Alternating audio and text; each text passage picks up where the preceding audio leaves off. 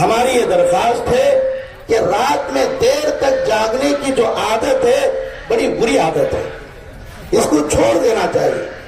عشاء کی نماز کے بعد سونے کے علاوہ ہمارا کوئی دوسرا کام نہیں ہونا چاہیے۔ ہاں بہت ہی ضروری کام ہو تو الگ بات ہے، دینی کاموں کو بھی عشاء کی نماز سے پہلے مکمل کر لینا چاہیے اور آرام کرنے کا ماحول بنانا چاہیے۔ اور آج کی ترقی یافتہ ٹیکنالوجی بھی یہ کہتی ہے جو 10 بجے سے پہلے آرام کرتا ہے، سو جاتا ہے، اس کو 6 گھنٹے کی نیند کافی ہے۔ آدمی 10 بجے نیند میں ہے، 11، 12، 1، 2، 3، 4 بجے جب وہ بیدار ہوگا تو بالکل حشاش اور بشاش بیدار ہو جائے، نہ اس کو کوئی سستی ہوگی، کاہلی ہوگی، وہ اطمینان کے ساتھ تہجد پڑھ سکتا ہے، بہت سارے کام صبح وہ آسانی سے کر لے سکتا ہے۔ اور جو 11 بجے تک جاگتا ہے اس کے لیے 8 گھنٹے کی نیند کی ضرورت پڑتی ہے۔ اب 8 گھنٹے کا مطلب کیا ہوا؟ سوتا ہے یہاں 11 تو اب ادھر اٹھے گا 7 بجے، اس سے پہلے اگر اٹھے تو اس کے نیند کے اندر، اس کے آنکھوں کے اندر نیند کا خمار ہوگا، کوئی کام وہ ڈھنگ سے نہیں کر سکے گا، سستی ہوگی، کاہلی ہوگی۔ اور جو 12 بجے تک جاگتے ہی ان کے لیے 10 گھنٹے کی نیند بھی ناکافی ہو جائے، اس کا اثر اس کے صحت پہ پڑتا ہے۔ اس لیے ہر آدمی کو عشاء کی نماز کے بعد سونے کی فکر کرنا چاہیے، دوسرے کاموں میں بالکل مشغول نہیں ہونا چاہیے۔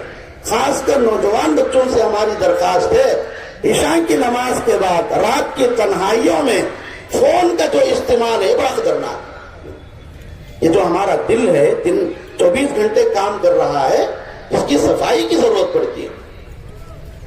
آج کی ترقی کی یہ ٹیکنالوجی کی دنیا یہ کہتی ہے رات کے 11 بجے سے لے کر 3 بجے تک کا جو وقت ہے 4 گھنٹے کا یہ دل کی صفائی کا کام کرتا ہے۔ اس کا مطلب یہ ہے ہم کو تو 11 سے پہلے نیند میں ہونا چاہیے۔ اگر ہم 11 سے 12 تک جاگتے ہی تو ہمارے دل کی صفائی میں 1 گھنٹے کی کمی ہو رہی ہے۔ ہوتے ہوتے یہی نحوست ہے 30 سال، 40 سال، 25 سال، اس سے بھی تعجب ہوتا ہے، اس سے کم عمر کے بچوں کو ہارٹ اٹیک ہو جا رہا ہے۔ اس لیے عشاء کی نماز کے بعد سونے کے علاوہ کوئی کام نہیں رکھنا چاہیے۔ ہاں صبح تہجد میں اٹھیے، تہجد پڑھیے، دنیا کے کام بھی کیجیے، دین کے کام بھی کیجیے، اس میں برکت اللہ نے رکھی ہے۔ آگے کی آیت ہے وَلَيَالٍ عَشْرٍ، اور قسم ہے 10 راتوں کی۔ یہ کون سی 10 راتیں ہیں؟ یہی بقرعید کی 10 راتیں۔ اس کے بعد ہے وَالشَّفْعِ وَالْوِتْرِ، قسم ہے جفت کی اور قسم ہے طاق کی۔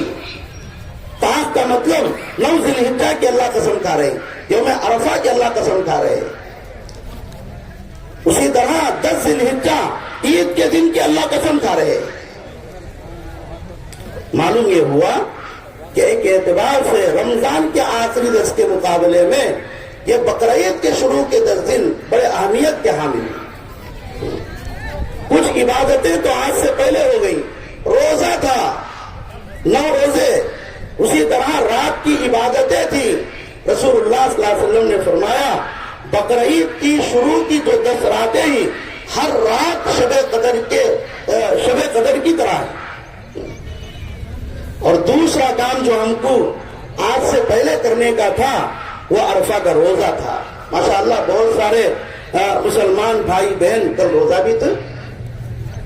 تیسرا کام اس سے پہلے جو کرنے کا تھا وہ تکبیر تشریق کا ہے، کل فجر سے ہر مسجد میں شروع ہو گئی، مگر اس میں ایک کوتاہی یہ دیکھی جا رہی ہے کہ تکبیر تشریق اللہ اکبر اللہ اکبر لا الہ الا اللہ اللہ اکبر اللہ اکبر وللہ الحمد، یہ چھوٹا سا ذکر ہے، ہر آدمی کو الگ الگ طور پر یاد ہے، اس کو اکٹھا کرنے کی ضرورت ہے۔ ہر فرض نماز کے بعد یہ پڑھنا واجب ہے۔ ایک کو پڑھنا ہے، دوسرا زور سے پڑھنا ہے۔ زور سے پڑھنے کا مطلب ہمارے آس پاس والے کو ہماری آواز سنائی دے۔ مسجد میں 100 آدمی نماز کے لیے آ رہے ہی تو ان میں سے پڑھنے والے 25% ہیں، 75% تو نہیں پڑھتے، یہ گنہگار ہیں۔ ان کو وہ تسبیح یاد کرنے کی ضرورت ہے اور اہتمام کے ساتھ ہر فرض نماز کے بعد پڑھنے کی ضرورت ہے۔ اور پھر 25% میں بھی 5% لوگ ہوں گے جو آواز سے پڑھتے ہیں، بقیہ 20% مسلمان تسبیح تو پڑھتے ہی، آہستہ پڑھتے ہیں، زور سے نہیں پڑھتے۔ ہو سکتا ہے کہ زور سے پڑھنے کی وجہ سے اپنی جو غلطی ہے لوگوں کے سامنے ظاہر ہونے کا خوف بھی ہو، یا پھر ان کو شرم بھی آتی ہو دوسروں کے سامنے پڑھتے ہوئے، دونوں ہو سکتا ہے، مگر زور سے نہیں پڑھیں گے، آہستہ پڑھیں گے تب بھی واجب ادا نہیں ہوگا، گنہگار ہوں گے۔ اس لیے ہر مسلمان مرد کو، ہر مسلمان عورت کو یہ چھوٹی سی تسبیح یاد بھی کرنا چاہیے، ہر فرض نماز کے بعد اس کو 1 مرتبہ زور سے پڑھنا چاہیے، چاہے نماز جماعت کے ساتھ پڑھے یا پھر تنہا پڑھے۔ وہ کل فجر سے شروع ہوئی ہے اور 13 ذی الحجہ کی عصر تک 20 پر 3 نمازوں میں اس کو پڑھیں گے۔ آج عید کا دن ہے، آج ہم کو 2 کام کرنا ہے، ایک تو عید کی نماز ہے، ہم سب جمع ہی، اور دوسرا ہے قربانی۔ قربانی کا قرآن کے اندر بھی حکم ہے، احادیث کے اندر بھی اس کا ذکر ہے۔ فَصَلِّ لِرَبِّكَ وَانْحَرْ، میں ابھی آیتیں پڑھا، تقریباً مسلمانوں کو چھوٹی سی یہ سورت ہے 3 آیتوں کی، تقریباً مسلمانوں کو یاد ہے۔ اللہ اس میں فرماتے ہی اپنے رب کو خوش کرنے کے لیے، راضی کرنے کے لیے عید الاضحیٰ کی نماز ادا کیجیے، وَانْحَرْ اور قربانی کیجیے۔ قرآن اور حدیث میں قربانی کے لیے 3 لفظ استعمال ہوتے ہیں، ایک لفظ ہے نہرن، اور دوسرا لفظ ہے نسکن، اور تیسرا لفظ ہے اضحیتن۔ نہرن کا لفظ عام طور پر اونٹ کو ذبح کرنے کے لیے استعمال ہوتا ہے، اور نسکن اونٹ کے علاوہ جو جانور ہیں ان کی ذبح کے لیے استعمال ہوتا ہے، اضحیتن دونوں کے لیے استعمال ہوتا ہے۔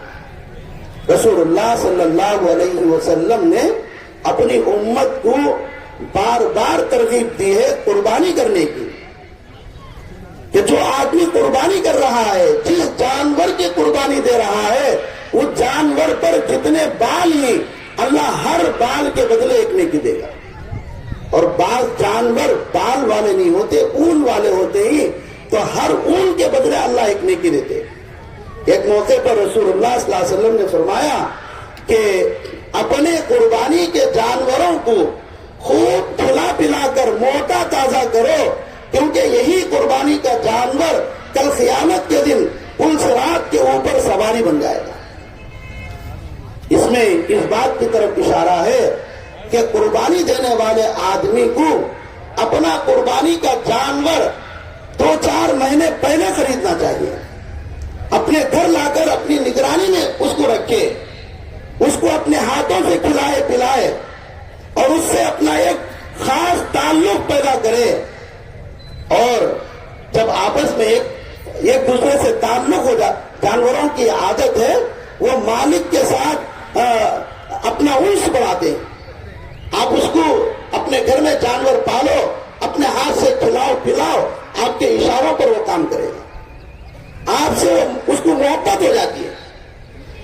مالک کو جانور سے اور جانور کو مالک سے تعلق پیدا ہونے کے بعد جب اللہ کے نام پر اس کی گردن پر چاقو چلائے گا تو اس کے دل پر آرے چلے گا۔ وہی کیفیت اللہ دیکھنا چاہتے ہیں قربانی میں۔